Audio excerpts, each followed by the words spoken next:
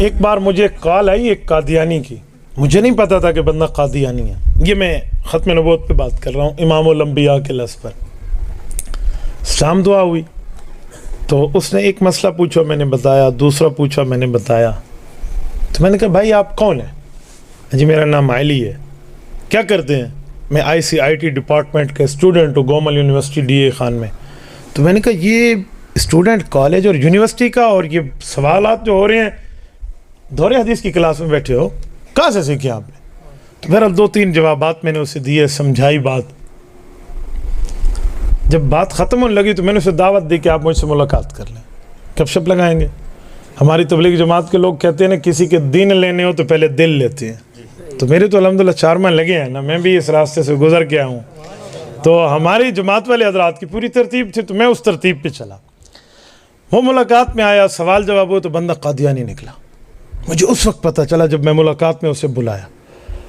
अब मेरे सामने 2 रास्ते थे। नंबर 1, या तो कहता दफ़ा हो जा, उड़ जा, मैंने तो इसे देखना भी नहीं है, बात भी नहीं करनी। या उसकी हैसियत मामलात को देखकर मैं उसको तरगीब देता, समझाता और इस चुंगल से निकाल के लाता। तो मैंने दूसरा और कठिन रास्ता इख्तियार किया कि इस पर मेहनत की जाए। अच्छा, वो कादियानियत के सवाल करता और मैं उसे पानी पेश करता, क्योंकि वो मेरे घर में आया हुआ मेहमान है। मेहमान की इज़्ज़त मेज़बान के ज़िम्मे है, और बड़ी इज़्ज़त एहतराम से। जब उसने सख्त से सख्त सवाल के जवाब भी ऐसे खंदा पेशानी से सुने ना, तो मुझे कहने लगा मौलाना कोई और होता तो मैं यहाँ से भगा देता, आप तो बड़ी इज़्ज़त कर रहे हैं। अब मैंने दिल में सोचा कि इसे क्या कहूँ। मैंने कहा जी आप हमारे मेहमान हैं। मेरे एक मुलाकात में बड़ी एक अच्छाई वाले ताल्लुक़ बन गया, दूसरी, तीसरी, चौथी। उस बंदे ने कोई 17-18 सवालात मुझसे हल करवाए। मैं देख रहा था इसका इल्म आखिर है कितना, कहाँ तक जाएगा। जिस दिन उसके 17-18 जो रटे हुए सवाल थे वो पूरे हो गए ना, तो मुझे कहते हैं कि मुफ्ती साहब आप मेरे उस्ताद साहब से मिलेंगे? तो मैंने कहा जी बिल्कुल। दिल में मैंने कहा कि इसलिए तो मैंने यारी लगाई थी ना। ये मिर्ज़ा सागू तो मिला ने लिखा वाली हाज़ल यौम अर्ज़ात हो। साहबा कराम शहीद होते तो माएँ कहती इस दिन के लिए तो दूध पिलाया था।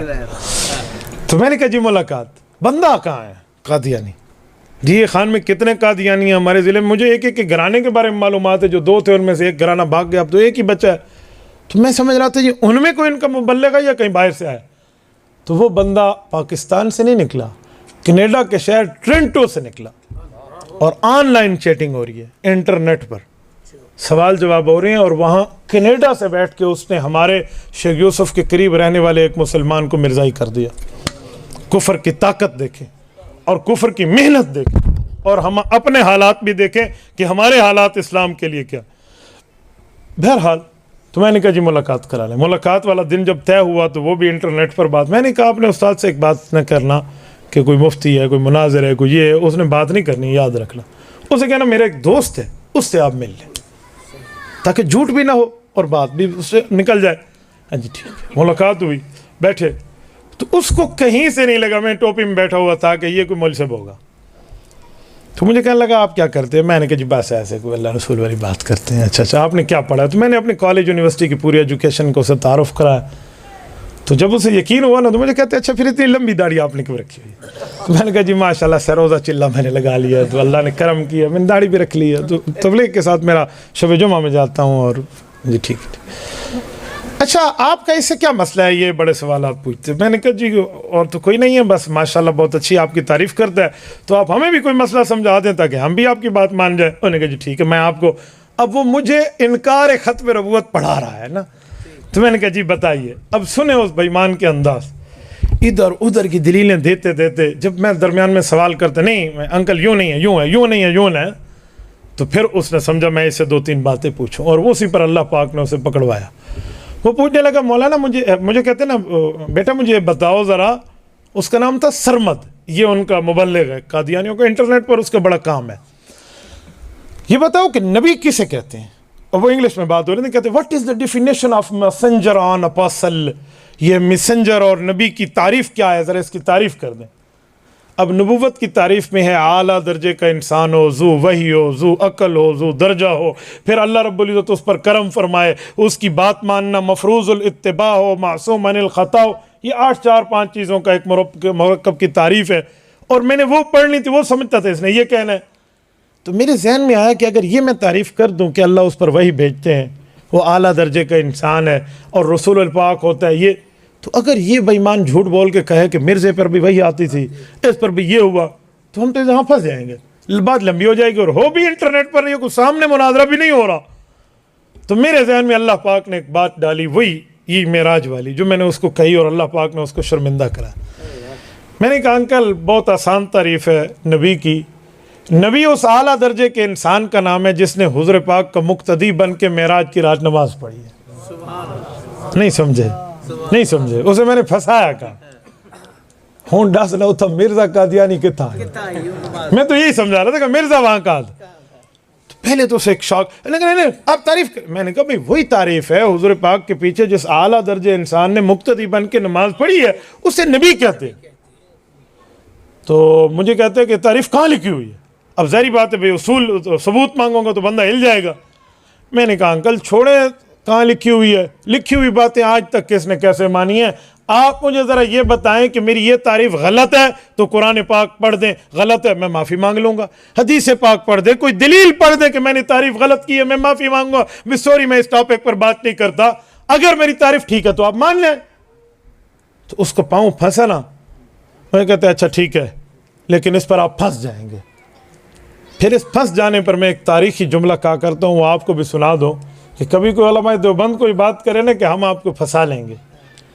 हज़रत बाबा जी तौसवी रहमतुल्लाह ताला अलैह एक लफ्ज़ फरमाते थे कि ई धरती ते माँ पुत्र नहीं जाया जरा तौसवी नाल ई मसले ते गल करे, अज़मत साहबा बन। तो मैं इसी में एक बात करके कहता हूँ कि इस धरती पर किसी माँ की कोख ने वो बेटा नहीं जना जो उलमा देवबंद को दलील में फंसा जाए। एक तालिब दे अगुई में दुखड़े मार होते हो, कोई फंसा होते हैं फलां फलां, आलिम दीन हो, उलमा देवबंद उलमा हक का हो और सामने आला दलील में फंसा जाए, ये धरती ते माँ पुत्र नहीं जाए। नारे तकबीर, अली कामिल अल्लामा अब्दुल उस्ताद साहब तौसवी, हजरत मौलाना मुफ्ती अब्दुल वाहिद साहब कुरैशी, उलमाए हक, उलमाए देवबंद, नारे तकबीर। और ये हकीकत है कि उलमाए देवबंद को अल्लाह पाक ने बनाया ही ऐसे है कि ये गालिब है, मगलूब नहीं है। तो मैंने उसे कहा कि फंसाएं आप ज़रा मुझे, कहाँ फंसाएंगे?